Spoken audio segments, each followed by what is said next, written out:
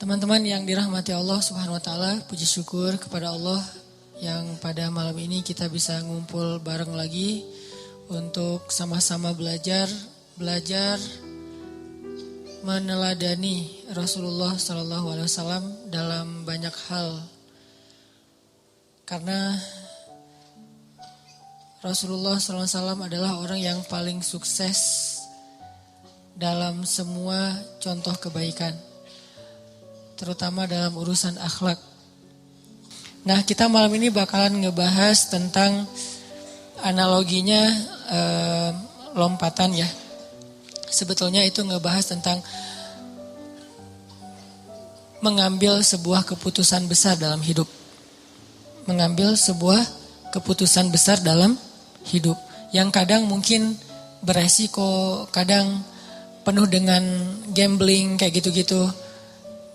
Dan makin cepat harusnya makin bagus.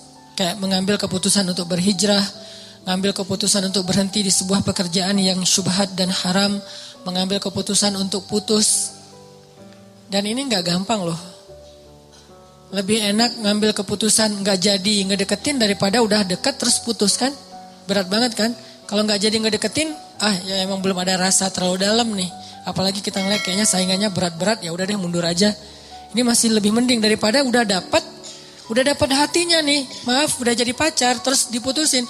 Itu pasti gak gampang. Dan tentunya saya gak nyuruh orang-orang pada putus ya. Nyuruh orang-orang untuk menghalalkan.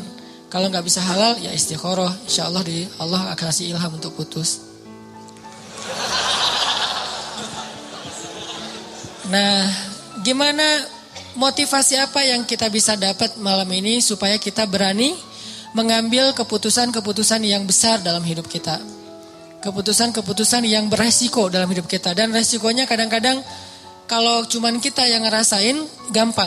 Justru karena yang ngerasain resiko itu bakalan keluarga kita, istri, anak, keluarga, orang tua. Jadi kayak agak berat ya. Nah, apa motivasinya, apa boosternya supaya kita tetap mampu mengambil keputusan itu dalam hidup. Nah, ayatnya coba kita baca surat Al-Waqi'ah. Surat Al-Waqi'ah, surat 56 ayat 7 sampai 14. A'udzu billahi minasy syaithanir rajim. Bismillahirrahmanirrahim. Wa kuntum azwajan thalathah fa ashabul maimanati ma ashabul maimanah wa ashabul mash'amati ma ashabul mash'amah والسابقون السابقون أولئك المقربون في جنات النعيم ثلة من الأولين وقليل minal akhirin. Dan kalian akan terbagi menjadi 3 golongan. Golongan kanan, alangkah mulianya golongan kanan itu. Golongan kiri, alangkah ruginya golongan kiri itu. Dan orang-orang yang sabikun, merekalah yang lebih dahulu masuk surga.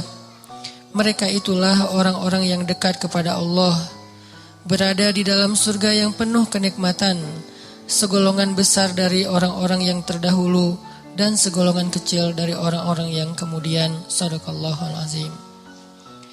Teman-teman yang dirahmati Allah SWT, di dalam ayat ini tuh Allah lagi ngejelasin tentang kondisi kita nanti di padang mahsyar. Kondisi manusia nanti setelah hari kiamat. Jadi ada hari kiamat, hari berbangkit, hari padang mahsyar dengan hisabnya, melintasi sirat, surga neraka. Di padang mahsyar itu Allah membagi manusia secara umum menjadi 3 golongan.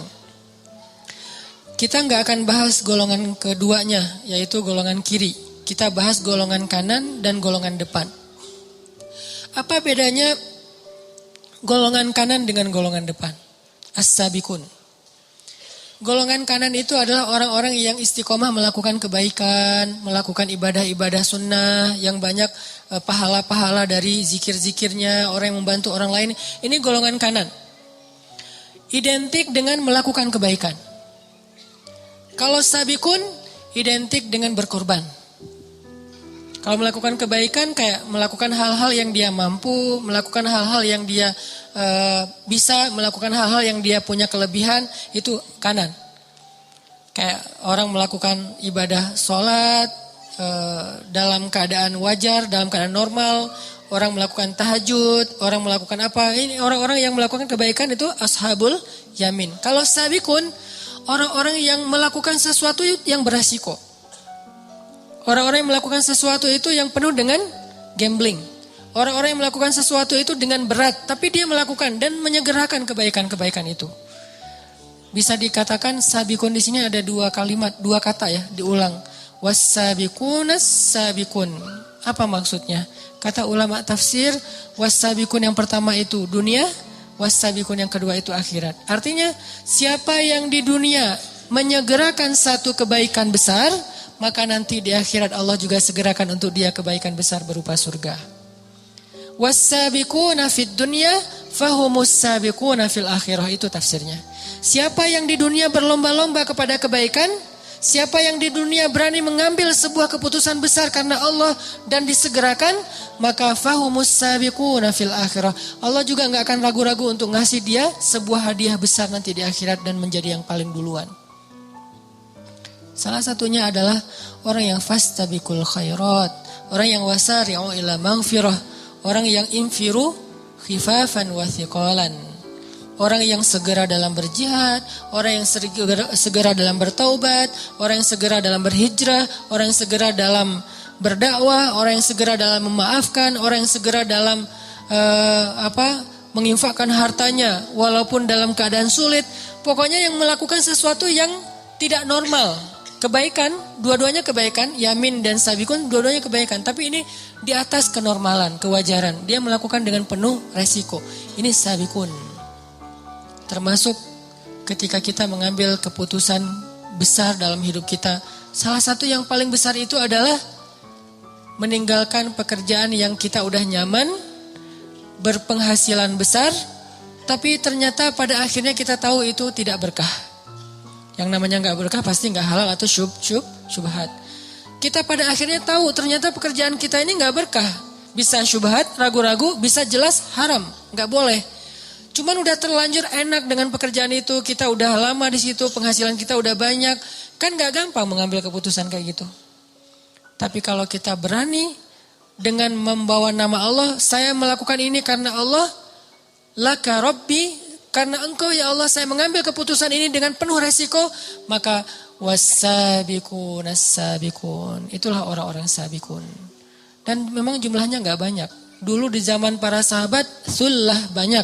Kalau sekarang qalilun, tinggal sedikit orang yang berani mengambil hal-hal yang kayak gini. Kan enggak mudah kan meninggalkan pekerjaan yang dengan itu kita udah beli mobil, kita udah beli rumah, kita udah beli aset, kita udah punya tabungan sekian ratus juta, kita udah ngerencanain jalan-jalan ke luar negeri setiap akhir tahun, pas ulang tahun pernikahan, pas apa dan segala macam. Ternyata sekarang harus kita tinggalkan dan semua kebiasaan kita itu kayaknya bakalan berubah. Yang udah bertahun-tahun, setahun 2 kali jalan-jalan keluarga dan nginep di hotel-hotel bintang 4, bintang 5, dan ada beberapa negeri lagi yang kita pengen kunjungin, tiba-tiba sekarang kita tahu ternyata pekerjaan kita nggak halal dan harus kita tinggalkan. Yang itu artinya beresiko kita nggak bakalan jalan-jalan tahun ini.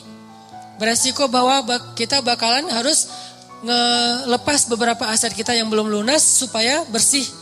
Yang beresiko mungkin kita nggak akan dapat nafkah yang seperti ngasih nafkah yang seperti sebelumnya. Beresiko mungkin istri kita bakalan ngambek. Masih mending kalau cuma ngambek. Kalau lebih dari itu kan lebih berat nih. Belum lagi nanti diomongin oleh mertua, orang tua segala macam. Resiko. Ini keputusan besar. Ketika kita berani mengambil ini, berarti kita termasuk was-sabiqun. Insyaallah fahumus sabiqun. Nanti di akhirat juga Allah akan memprioritaskan mereka. Kenapa? Karena mereka di dunia memprioritaskan Allah. Siapa yang memprioritaskan Allah di dunia, Allah prioritaskan nanti dia di akhirat. Itu kaidah sederhana, bisa digonta-ganti istilahnya sama aja intinya. Fadhkuruni azkurkum. Intinya seperti itu. Ihfazillah yahfazka. Ana inda dhanni abdi bi. Jadi teman-teman yang dirahmati Allah, ini salah satu ayat motivasi buat kita berani mengambil keputusan besar dalam hidup kita. Nah, insyaallah nanti setelah sholat isya, ini saya akan nge-adlib sedikit. Insyaallah teman-teman bulan April saya akan ke camp pengungsi Suriah di perbatasan Turki dan Suriah. Dan nanti kalau ada izin mungkin juga akan coba masuk ke perbatasan, ngelihat beberapa pengungsi yang unregister, artinya camp pengungsi yang belum terregister kepada pemerintahan Turki, artinya mereka nggak dapat bantuan dari pemerintahan Turki. Saya insya Allah akhir April bakalan ke sana dan mudah-mudahan kita bisa sama-sama menggalang dana, terutama untuk Ghouta yang sekarang lagi memanas luar biasa, penganiayaan kemanusiaan yang luar biasa. Insya Allah nanti akan saya salurkan sendiri langsung kepada para pengungsi yang ada di sana. Jadi insya Allah nanti habis Isya kita akan melakukan penggalangan dana dan akan dilanjutkan dalam bentuk medsos. Dan mudah-mudahan nanti infak kita akan menjadi salah satu jihad harta kita untuk kaum muslimin di sana. Selain yang sudah kita juga lakukan tetap di Indonesia, tetap prioritas. Hanya ini darurat yang luar biasa ya. Kalau teman-teman lihat di sosmed, luar biasa keadaannya. Dan bagi saya panggilan Allah itu ada 3. 1, Allah memampukan kita, berarti Allah memanggil kita. Memanggil kita untuk umroh, untuk haji, untuk menikah, itu dimampukan, itu panggilannya. 2, Allah memanggil kita dengan suara azan. Dan yang 3, Allah memanggil kita dengan suara tangisan saudara kita, supaya kita mau membantu mereka. Jadi Allah gak memanggil kita dalam bentuk ayat, tapi tangisan anak-anak di Ghouta, tangisan anak-anak di Suriah, tangisan anak-anak di Rohingya, di Palestina, itu adalah panggilan Allah dengan dalam bentuk nada deringnya, tangisan mereka. Allah nelfon kita tuh. Cuma nada deringnya, suara mereka, tangisan mereka. Kita harus angkat telepon Allah. Semampu kita. Jangan sampai kita mereject panggilan Allah yang sudah berdering sekian lama nih. Udah mungkin 10 tahun berdering. Oh udah pernah saya angkat Ustadz. Angkat lagi aja terus sering. Makin sering kita mengangkat panggilan Allah, makin sering nanti Allah akan mengangkat panggilan kita. Insya Allah nanti ada sedikit penggalangan dana. Mohon izin kepada teman-teman habis Isya. Dan setelah itu kita lanjutkan ta'lim kita. Barakallahu li wa lakum. Bismillahirrahmanirrahim. Teman-teman yang dirahmati Allah Subhanahu wa taala, kita lanjutkan tentang ayat was-sabiqun as-sabiqun di surat Al-Waqiah.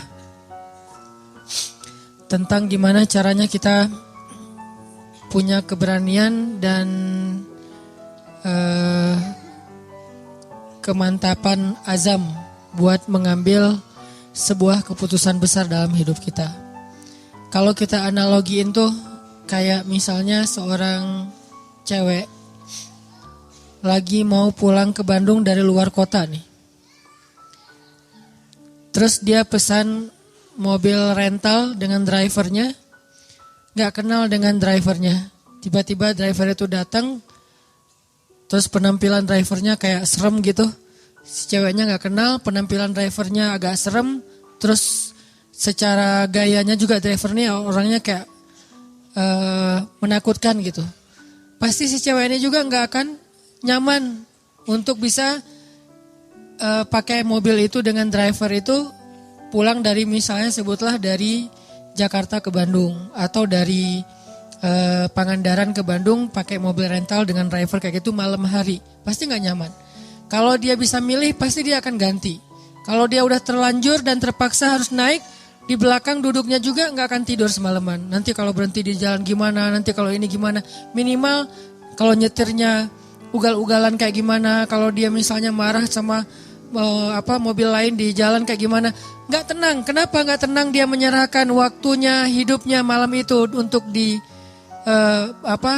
jalan dari Pangandaran ke Bandung, karena dia nggak kenal sama driver itu. Dia belum tahu driver itu kayak gimana orangnya. Beda kondisinya kalau misalnya dia rental mobil temennya. Yang ngedrive-nya temannya sendiri yang jadi driver. Yang dia kenal dia nyetirnya smooth, nyaman, gak emosional, gak suka ngebut, terus safety banget, orangnya amanah juga, udah lama kenal sama dia. Pasti dengan tenang dia akan ikut mobil itu dan duduk di belakang tidur sampai ke Bandung. Artinya di sini masalahnya adalah kenal dengan tidak kenal, sehingga kita jadi trust atau enggak. Ke Allah juga kayak gitu. Kalau kita enggak kenal kebesaran-kebesaran Allah, enggak tahu track record bahwa Allah itu udah sering banget ngebuktiin orang yang berani mengambil resiko dengan nama Allah, Allah pasti bantu. Allah kalau misalnya iman seseorang itu ajaib, pasti Allah ngasih banyak keajaiban. Kalau imannya biasa-biasa aja, Allah kasih hal-hal yang biasa. Kalau dia enggak tahu pembuktian-pembuktian kayak gini, gak ngelihat kebesaran-kebesaran Allah dalam banyak cerita-cerita orang lain, mungkin dia jadi agak-agak ragu untuk bisa mengambil keputusan besar dalam hidupnya. Untuk itulah kita butuh tajdidul iman, memperbaharui iman. Kita dengar cerita-cerita orang gimana Allah ngasih rezeki kepada dia. Kita baca kisah-kisah di zaman dahulu. Kita lihat ayat-ayat kebesaran Allah, gimana Allah memberi rezeki kepada makhluk. Gimana Allah memberikan takdir kepada makhluk. Makin banyak ayat-ayat kebesaran Allah yang kita perhatikan, semakin kita muncul keberanian untuk mengambil keputusan besar. Itu yang tadi saya baca di sholat Isya, ayat ketika Nabi Uzair mencari tahu tentang kebesaran Allah saat beliau mengunjungi sebuah negeri yang sudah hancur, sudah tidak mungkin lagi dibangun, hancur sehancur-hancurnya. Terus Nabi Uzair bertanya, bagaimana cara Allah menghidupkan negeri kayak gini? Dan waktu itu Nabi Uzair lagi jalan ke negeri itu ngelewatin pakai keledai, terus beliau bawa kayak semacam kue atau roti dengan susu.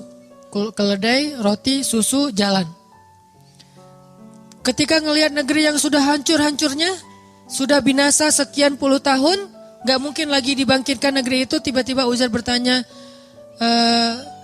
gimana cara Allah menghidupkan negeri yang sudah hancur ini?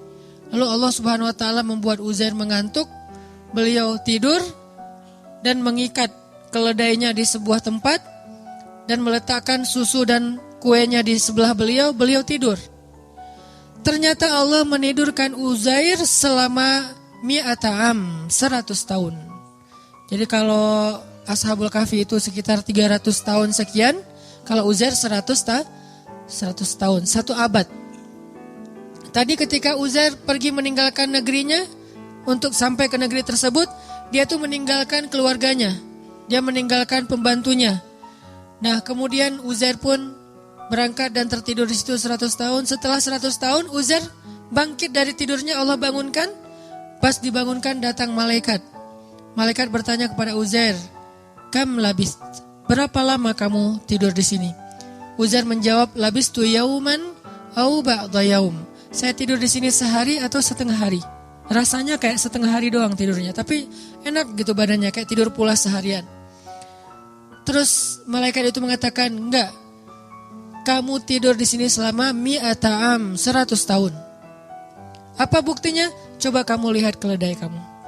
Keledainya sudah menjadi tulang belulang. Sudah tidak ada lagi daging, kulit. Benar-benar udah jadi tulang. Seperti bangkai tulang hewan yang ada di tengah padang pasir. Udah habis 100 tahun. Tapi coba kamu lihat makanan kamu masih seperti baru ditinggalkan tadi dan masih hangat. Jadi kayak roti gitu, baru ditaruh. Itu kayak baru naruh beberapa menit yang lalu, masih hangat, rotinya masih lembut, belum kering sama sekali. Jadi Allah kasih 2 kondisi yang berbeda dengan waktu yang sama. Yang satu 100 tahun sudah jadi tulang belulang, yang satu yang harusnya nggak usah tunggu 100 tahun, sehari juga basi kan. Kalau keledai ditinggal beberapa hari mungkin masih bertahan nih, lemah, mungkin lama-lama mati dan nggak langsung jadi tulang. Tapi kalau roti sehari juga udah basi. Hari ketiga udah keluar jamur, lama-lama keluar ulat dan habis gak ada sisa. Tapi yang harusnya sehari basi masih hangat. Yang harusnya beberapa minggu baru menjadi tulang, malah sudah menjadi tulang belulang. Akhirnya malaikat ini kemudian menyebut nama Allah, tiba-tiba tulang belulang keledai itu disatukan lagi, dirangkaikan lagi, kemudian dagingnya membalut tulang, lalu kulitnya membalut daging, tiba-tiba keledai itu kayak apa ya? Kayak rewind gitu ya, kayak balik lagi gitu. Tiba-tiba dia jadi hidup. Dan ini nggak pakai aplikasi loh. Benar-benar nyata gitu. Bukan pakai aplikasi editan atau apa, tiba-tiba jadi hidup lagi. Dan keledai itu persis seperti ketika tadi Uzair tinggalkan saat sebelum beliau tidur. Disinilah Uzair mengatakan, a'lamu annallaha ala kulli syai'in qadir. Sekarang saya mengerti, Allah itu emang maha kuasa atas apapun juga. Bisa apa aja, gak ada yang gak bisa. Nah, tajrid iman. Kalau cara Nabi Uzair mentajrid iman dengan hal-hal yang kayak gini, karena beliau imannya ajaib. Makanya dikasihlah mujizat-mujizat yang di atas nalar kita. Kalau kita bisa mentajrid iman dengan dengar cerita-cerita orang. Dengar cerita-cerita orang yang pernah merasakan keajaiban dalam rezeki, keajaiban dalam kehidupan, keajaiban dalam pemberian Allah, keajaiban dalam jodoh. Itu banyak banget dan cerita-cerita kayak gitu harusnya menguatkan azam kita untuk mengambil keputusan yang besar dalam hidup. Saya secara pribadi itu yang selalu saya coba recharge ke diri saya untuk berani mengambil hal-hal yang memang mungkin gak besar-besar amat. Tapi buat saya itu juga butuh keberanian untuk melakukannya. Karena apa? Karena banyak mendengar kisah-kisah baik yang pernah terjadi atau yang sekarang sedang terjadi di antara teman-teman kita. Gak jauh dari ayat itu, hanya berselang satu ayat, bahkan gak berselang setelah ayat itu, ada lagi kisah Nabi Ibrahim juga sama, pengen menguatkan iman. Jadi tiba-tiba Nabi Ibrahim bertanya, wa idh qala Ibrahim, Rabbi arini kaifa tuhyil mauta. Ya Allah, gimana? Coba tunjukkan ke saya cara engkau menghidupkan yang udah mati itu gimana? Biar yakin dengan hari kebangkitan. Allah bertanya dan Allah Maha tahu jawabannya. Awalam tu'min? Apakah kamu belum beriman wahai Ibrahim? Kata Ibrahim, qala bala walakin liyatma'inna qalbi. Ya Allah, saya udah beriman, cuman pengen mantap nih. Tajdid, perbaharuan, recharge. Saya pengen lebih mantap ya Allah. Coba tunjukin ke saya gimana cara ngidupin yang mati. Allah berfirman, ambillah 4 ekor burung, lalu potong-potong kecil, sembelih, taruh di 4 penjuru bukit yang berbeda-beda. Udah mati, udah dipotong-potong kecil, dicincang-cincang, bisa jadi sate itu ditaruh di bukit-bukit yang berbeda. Sekarang wahai Ibrahim, tepuk tangan kamu dan panggil dengan nama Allah. Burung itu datang dalam keadaan utuh. Tidak ada satu goresan luka pun di tubuh burung tersebut. Baru Ibrahim mengatakan, innallaha azizun hakim. Allah itu maha perkasa dan maha bijaksana. Ini cara para nabi juga mentajdid iman teman-teman. Memperbaharui iman. Bagaimana cara kita? Tadi, lihat kebesaran Allah di langit. Lihat kebesaran Allah di bumi. Baca ayat-ayat kauniyah, ayat-ayat ilmiah. Lihat di sekitar kita. Dengarkan kisah-kisah orang di sekitar kita. Maka kita makin yakin. Gak usah khawatir kalau gambling dengan Allah. Asalkan kita ikhtiarnya halal, Allah gak bakal ngecewain kita. Kemarin ada seorang ustadz cerita ke saya. Waktu saya ke Kalimantan, ke Balikpapan. Beliau tinggal di Balikpapan. Terus tiba-tiba dapat, beliau cerita ini setelah beliau dengar YouTube saya. Yang dulu saya tuh kesasar dari Bandung ke Indramayu, terus ke Cirebon, terus balik ke Bandung kan. Yang tepuguh tuh gak jelas gitu kan, muter setengah Jawa Barat. Hanya pengen ngasih rezeki kepada orang yang jualan pal gentong di Cirebon. Beliau juga cerita, Ustadz saya juga pernah ngalamin yang kayak gitu. Itu benar banget. Saya di Balikpapan, tiba-tiba teman saya ngajak saya untuk ada acara kayak seminar gitu. Nemenin dia yang seminar, saya emang enggak. Nemenin dia ke Jogja. Nginep di hotel. Karena dia temannya lagi ikut seminar, dia bingung kan mau ngapain. Tiba-tiba lagi habis sarapan itu, saya ngerasa kayak stroke gitu Ustadz. Setengah tubuh saya tuh kayak gak bisa digerakin, terus panas dingin, terus jantung saya tuh detak kencang, darah saya tuh kayak berpacu luar biasa gitu, kayak naik darah tinggi gitu. Terus dia pikir astagfirullah nih, jangan-jangan saya meninggal, gak keren banget sih meninggalnya di kampung orang gitu. Dia takut, karena meninggalnya jauh dari keluarga gak di Balikpapan, takut. Beberapa menit dia diam gitu, terus bertahap perlahan kemudian normal lagi. Cuman dia kaget takut, akhirnya dia pun lari ke apotek. Bawa dompet, pergi ke apotek, beli obat ditensi, terus beli obat kayak gitu di apotek. Setelah selesai itu dia pulang pesen taksi online gitu.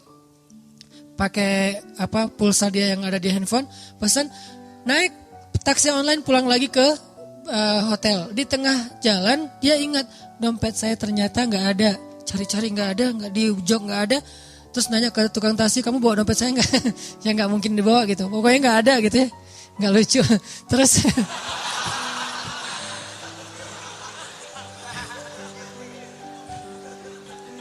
ternyata komennya yang lucu. Terus dia nyari-nyari nggak nemu, dia bilang, Pak boleh nggak saya balik lagi ke sana? Sampai di hotel dia order lagi, balik lagi ke apotek. Sampai di apotek ternyata kata apotekernya, ada Pak tadi saya nemu dompet Bapak, cuman dibawa sama security. Saya kasih ke security, dibawa. Pergilah ke security ke pos satpam. Ternyata pos satpamnya lagi jemput anaknya.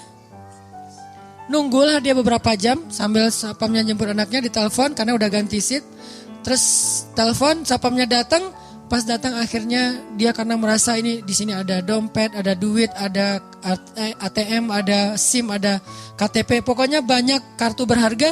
Dia ngerasa satpam ini berjasa buat dia, dikasihlah entah 100 ribu, entah 200 ribu. Satpam ini mengatakan, Alhamdulillah, Masya Allah, Alhamdulillah, saya baru aja tadi kepikiran pengen bayar sekolah anak saya. Kami belum dapat pinjaman, makanya tadi saya lama ngejemput tuh nyari pinjaman dan belum nemu, belum dapat. Makasih ya Pak, ini dapat 100 ribu itu untuk bayar sekolah anaknya. Baru beliau sadar, benar ya. Ujuk-ujuk teman saya ngajak saya nemenin dia seminar ke Jogja. Terus habis sarapan di hotel, tiba-tiba saya stroke supaya saya datang ke apotek. Di apotek itu tiba-tiba dompet saya ketinggalan. Saya balik lagi, ternyata dompet udah dipegang security. Sehingga saya merasa berjasa, saya kasihlah dia 100 ribu. Tapi jauh-jauh untuk ngasih 100 ribu kepada seorang hamba Allah yang Allah pengen ngasih rezeki buat dia. Ini rencana Allah Subhanahu Wa Taala. Dan gak harus selalu bentuknya sedekah, hadiah. Bisa juga bentuknya yang profit. Keuntungan dari usaha-usaha kita yang gak nyangka ternyata keuntungannya lebih daripada yang kita pernah bayangin. Ini artinya teman-teman, cerita-cerita kayak gini harusnya nambah yakin kita kalau kita ngambil keputusan besar, sebesar apapun Allah lebih besar. Sebesar apapun resiko yang kita ambil dalam sebuah keputusan, Allah lebih besar. Bukankah kalimatnya Allahu Akbar? Allah Maha Besar, tidak ada yang lebih besar daripada Allah. Jadi kalau tidak ada yang lebih besar daripada Allah, berarti semua kecil.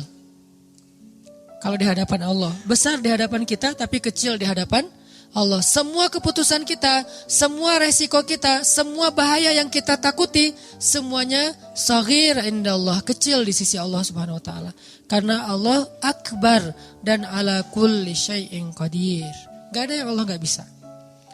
Cuman untuk bisa punya keberanian kayak gini, kita terus recas, mentajdid iman kita dengan dengar nasihat-nasihat orang, dengar cerita-cerita orang, kayak gitu teman-teman. Jadi mudah-mudahan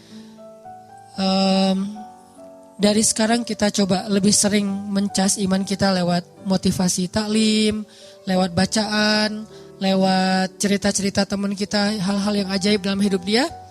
Suatu saat kalau memang kita harus mengambil sebuah keputusan besar, maka kita sudah punya kemantapan hati, sudah yakin sama Allah.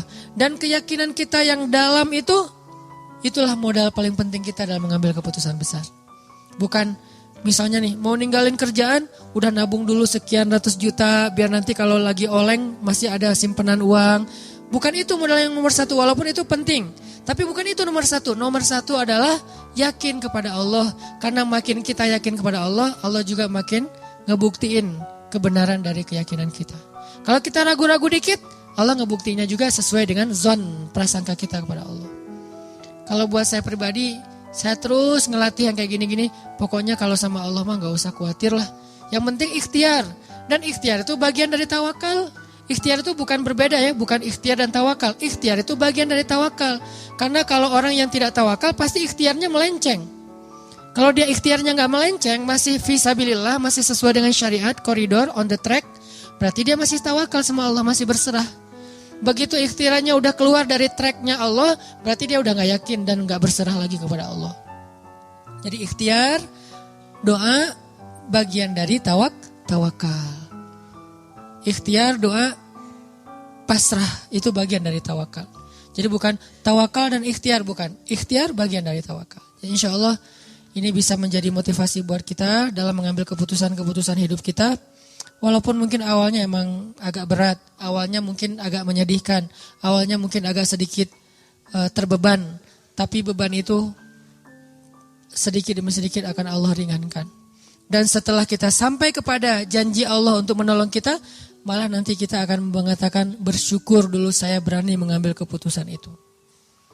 Tapi iman kita harus stabil ya, jangan 2 hari, seminggu, sebulan kemudian kita mulai suudzon sama Allah, yang tadinya Allah udah mau nolong kita gak jadi, gara-gara apa? Udah pundung. Allah udah nurunin nih keajaiban dalam hidup kita, pelan-pelan turun ke bumi, dan itu juga butuh waktu gitu ya. Kenapa butuh waktu kok gak segera? Karena Allah pengen ngelihat kesabaran kita, pengen ngelihat ketahanan iman kita. Pas udah mau sampai, kita pundung. Naik lagi tuh bantuan kepada Allah. Ya Allah, dia udah pundung gak jadi. Di cancel kan sama kita. Nah terus saja, jangan ada batasnya. Yakin sama Allah mah gak ada batas. Kalau sabar kepada manusia ada batasnya, tapi sabar kepada Allah gak ada batasnya.